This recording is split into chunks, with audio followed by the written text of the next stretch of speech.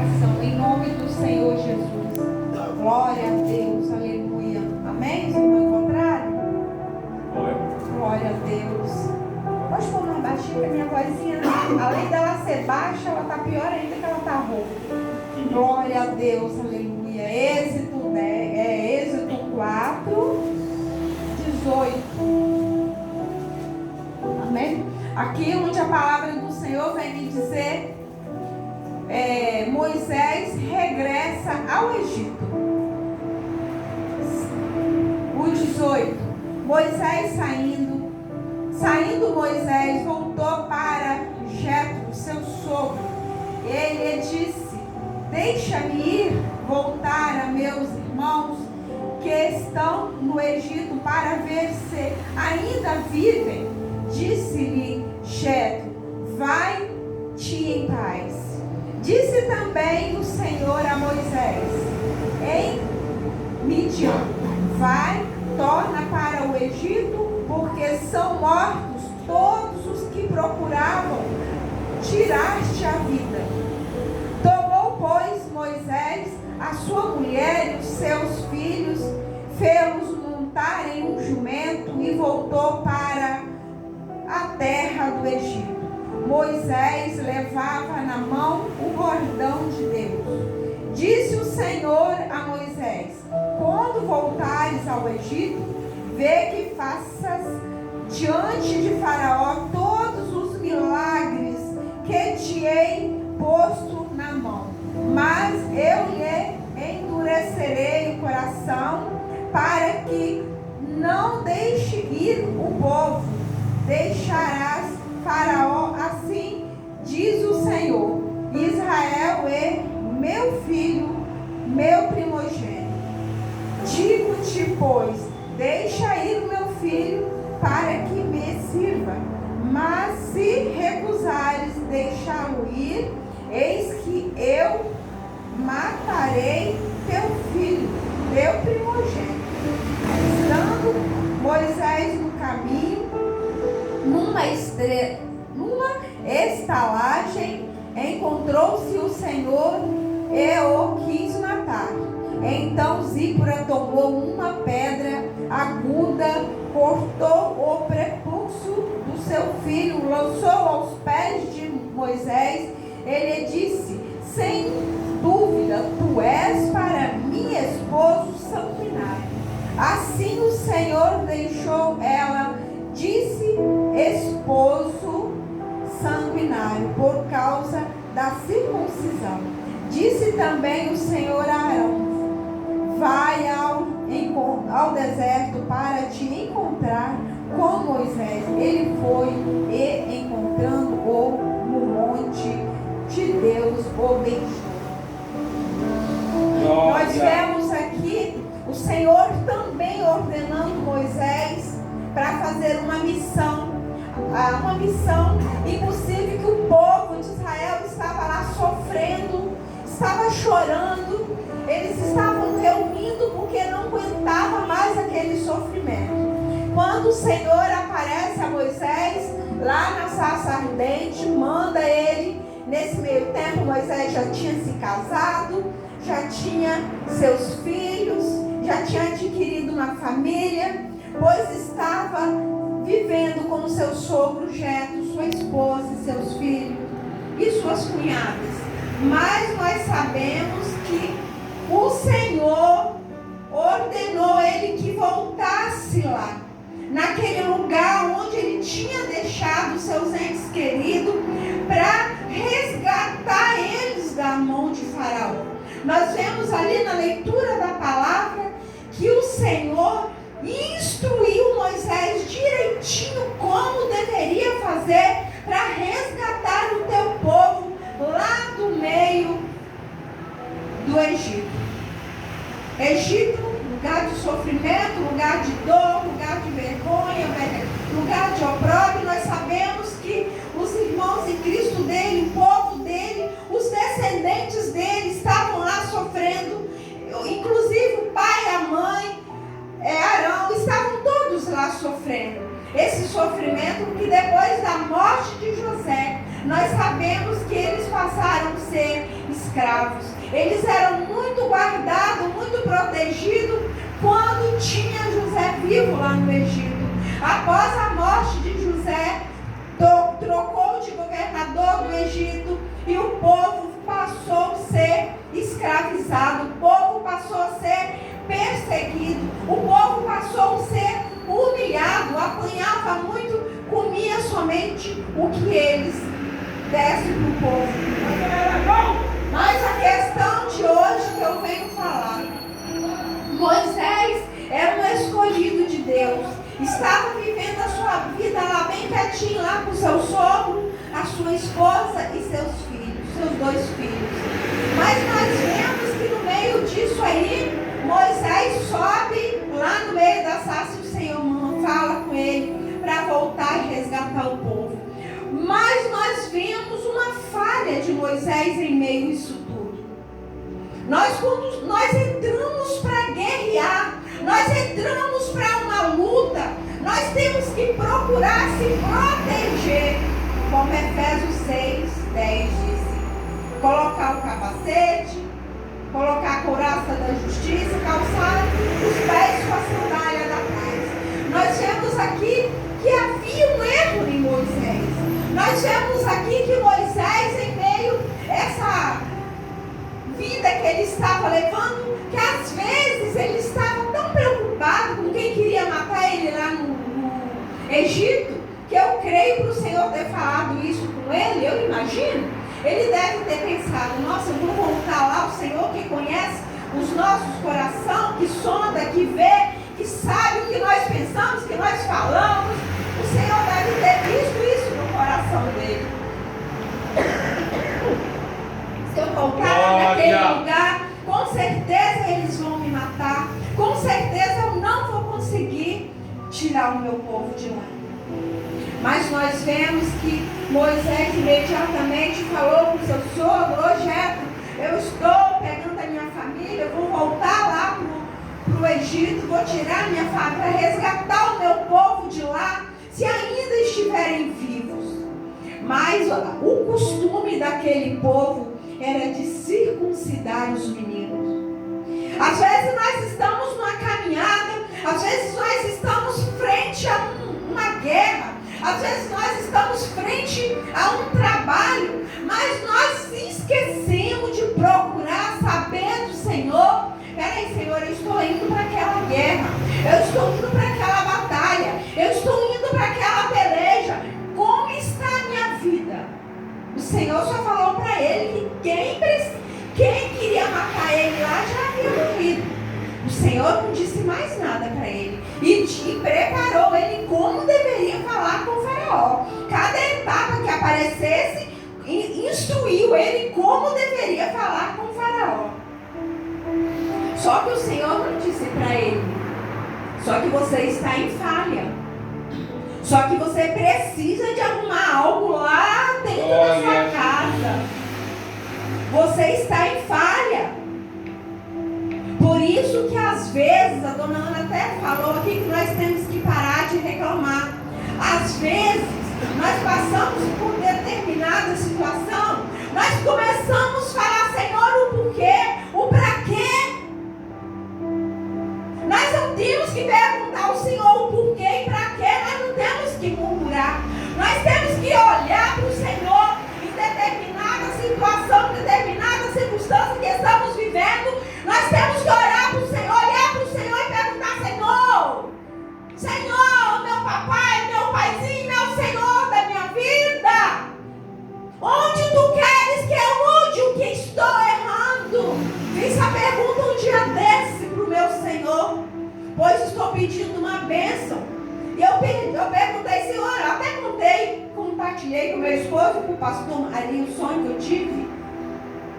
Eu compartilhei com o Senhor, falei: Senhor, vai lá, Senhor, fala aí onde eu estou errando, porque eu estou precisando dessa bênção, eu preciso dessa vitória, eu preciso que o Senhor me fale aí, ó. Fale onde eu estou errando. Eu no joelho ali orando, meu papai. Eu disse: me fala onde eu estou errando, que eu estou precisando dessa bênção, estou buscando, mas a vitória parece que está agarrada, ela não vem.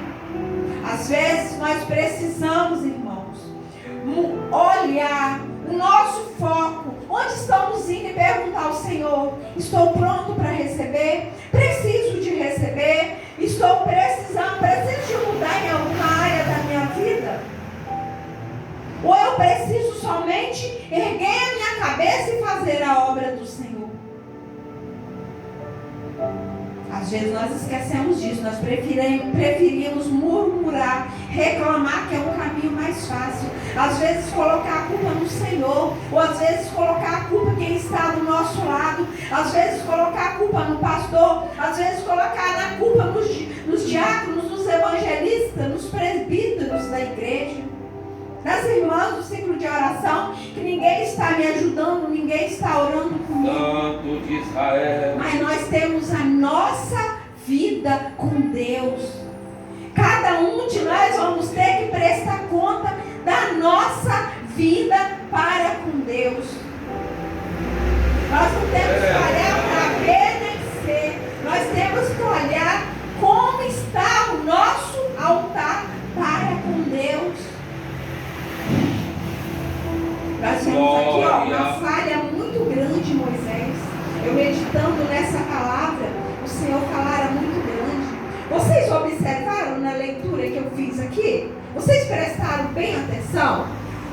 Estando Moisés no caminho, numa estalagem, encontrou-se o Senhor e quis matar. O Senhor queria matar ele. Não foi o diabo que apareceu para Moisés, não, minha gente. Foi o diabo, não. Foi o Senhor que apareceu para Moisés e quis matar. Muitas coisas, não estou aqui para defender o diabo, não, que ele não presta, ele não vale nada, ele é sujo, ele é imundo, ele veio para roubar, para matar e para destruir. Mas eu quero que os irmãos prestem bem atenção. Não foi o diabo que encontrou com Moisés, foi o Senhor. Ele tocou em Moisés, Moisés ficou ruim, Moisés fica desacordado, ele tocou para matar. Mas do lado dele havia uma esposa, a esposa sábia, a esposa que olhou para o céu, orou a Deus e o Senhor falara no coração dela: o seu marido não fez como é que fala aqui? Encontrou Moisés no caminho. Assim o Senhor encontrou o Senhor Então Zípora tomou uma pedra aguda, cortou o prepúcio do seu filho, lançou aos pés de Moisés. Ele disse: sem dúvida, tu és para minha esposa o sanguinário. Eles tinham que circuncidar o menino. O Senhor mandou ele ir para a guerra. O Senhor mandou ele ir para uma missão. Ele passou a mão na sua esposa, nos seus 2 filhos e foi. Mas acontece que ele esqueceu de consertar algo dentro da sua casa. Era um costume dele circuncidar os meninos. Eles tinham esse costume. Para eles estar certo com o Senhor, os meninos tinham que estar circuncidados. Mas ele tinha uma esposa sábia do lado dele. Ele tinha uma esposa que ouvia a voz de Deus. Ele tinha uma esposa que estava caminhando com ele. Ela estava indo também com ele para o deserto. Mas nós vemos que no decorrer dessa caminhada, ela circuncidou o menino. Ela tocou com o prepúcio do menino nos pés de Moisés. O Senhor retornou para Moisés a vida que estava lá desmaiado, que estava lá já prestes à morte. Por isso, quando nós queremos salvar alguém, vamos consertar o nosso altar. Vamos olhar como está o nosso altar. O Senhor não disse para ele que o altar dele estava desconcertado, mas estava desconcertado. Teve essa falha. Nós vemos que às vezes nós estamos dentro da igreja anos e mais anos e mais anos. Nós esquecemos de começar a olhar. Nós comecemos a entrar naquela assim, disperso, crente despercebido. O diabo está entrando, está fazendo a festa. O diabo está entrando, está fazendo o que ele quer dentro das nossas casas.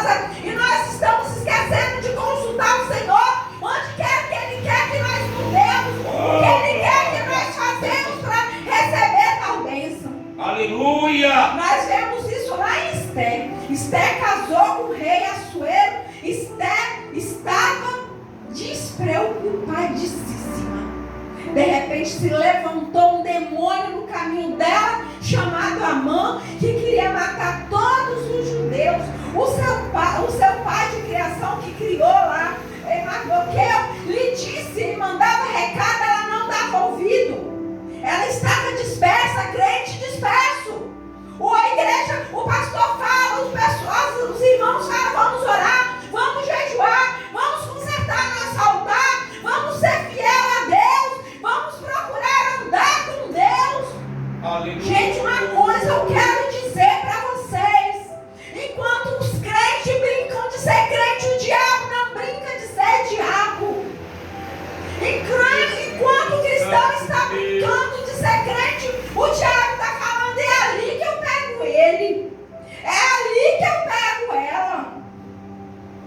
Está disperso, está esquecendo de perguntar, de consultar o Senhor. Enquanto ela não recebeu o recado lá do seu pai de criação, que mudasse. Se você não mudar a sua visão, certamente você também vai morrer. Porque o diabo não está brincando, não. Amã está planejando matar todos os judeus. Tu esqueceras que tu também é judia, que tu também vai morrer? Esther estava dispersa, estava despercebida. Nós não temos que ser cristãos despercebidos dentro da casa do Senhor. Nós temos que ser cristãos que estamos continuamente com o nosso Wi-Fi espiritual ligado a Deus. Nós não podemos deixar que o nosso Wi-Fi espiritual seja cortado. Nós precisamos continuamente buscar o Senhor, andar com o Senhor, servir ao Senhor em espírito e em verdade. Zípora pega o seu filho, depois dela circuncidar o menino, ela volta para casa. Tempos depois, quando o menino se afirma, sogro Jetro pega Zípora e seus filhos de novo e vai lá no deserto de novo e entrega Moisés. Lugar de família é do lado de família. Lugar de esposa é do lado da esposa. Lugar de filhos, quanto tão pequeno, depois que casam eles vão ter suas filhas. Mas o lugar de filhos, enquanto tão pequeno, é do lado do seu pai e sua mãe. Então a esposa de Moisés pôde fazer essa caminhada. Ela passou por esse sofrimento também com Moisés lá no deserto. Esse sofrimento. Mas primeiro Moisés teve que arrumar a sua casa. Nós vemos Noé também. O Senhor, quando mandou Noé fazer o barco para colocar o povo, o Senhor fala com Noé: betuma toda a arca, tampa todas as gretas, betuma, porque o estrago ia ser grande se Noé não fosse obediente ao Senhor. O que significa ser betumado? Passar lá. O betume é um produto que passa para tampar todas as gretas, para não minar nenhuma gota de água na arca. Imagine se Noé não é obediente ao Senhor, o dilúvio teria vindo, teria matado todos os quais o Senhor ordenara a ele que colocasse na arca. Sua esposa, seus filhos, a esposa de seus filhos e cada animal, um casal. Ele foi obediente à palavra do Senhor, pois ele fez o que o Senhor mandara. O que essa palavra quer nos ensinar nessa noite? Essa palavra quer nos ensinar que nós temos continuamente, nós temos que estar guerreando, batalhando contra Satanás. Nós temos continuamente que perguntar ao Senhor onde temos que mudar. Santo de Israel. Onde eu tenho que mudar, porque eu preciso de uma bênção. Eu tenho um hino da Cassiança que diz: preciso de uma bênção, não vou desistir. Sem ela eu não vou sair daqui. Nós sabemos que nós temos que insistir.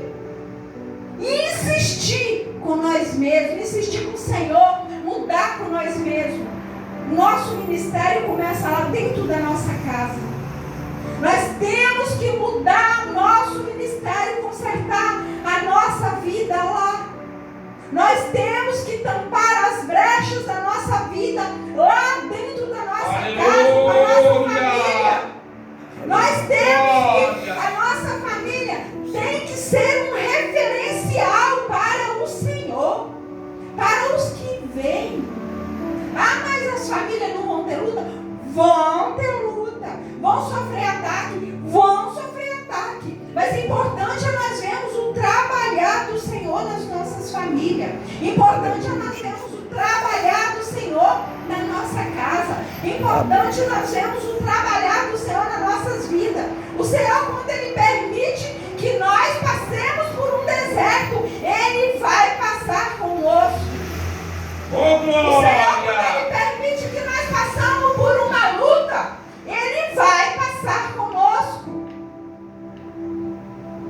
Nós não podemos julgar ninguém, mas nós podemos julgar nós mesmos. Quando nós vemos um irmão, uma irmã, uma família passando por dificuldade, por necessidade, nós temos que amá-los.